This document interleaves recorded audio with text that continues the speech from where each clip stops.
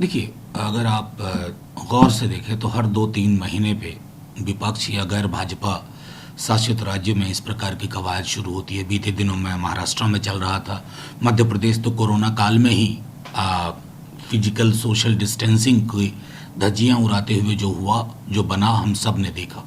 महत्वपूर्ण ये है कि लोकतंत्र के इस अध्याय में, इस काल में बहुत सारे सवाल हैं।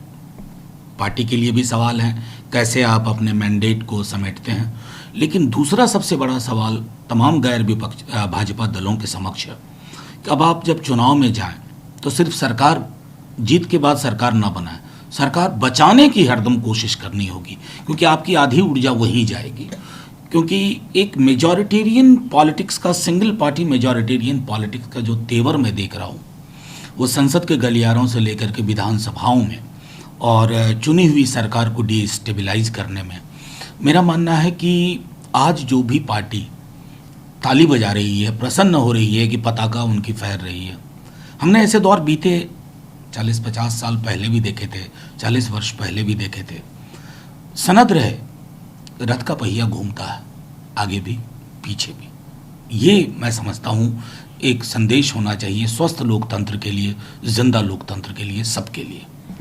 देखिए, अब ITBP के देसवाल साहब ने ये कहा है, लेकिन अभी तो पूरी की पूरी हमारी बातचीत जो चल रही है उसमें ऑफिशियल ब्रीफिंग अभी तक हमारी नहीं हुई है। वो चिंता का विषय है। गलवान से अलग हटिए, पेंगोंग या डेप्सांग प्लेन्स में सेमी परमानेंट स्ट्रक्चर्स बने, खुद हमारे ही लोगों ने बताया इमेजेस दिखा करके। डीएस्केलेशन के दौर में हमने जवान खोए हैं, ये हम कभी नहीं भूल सकते।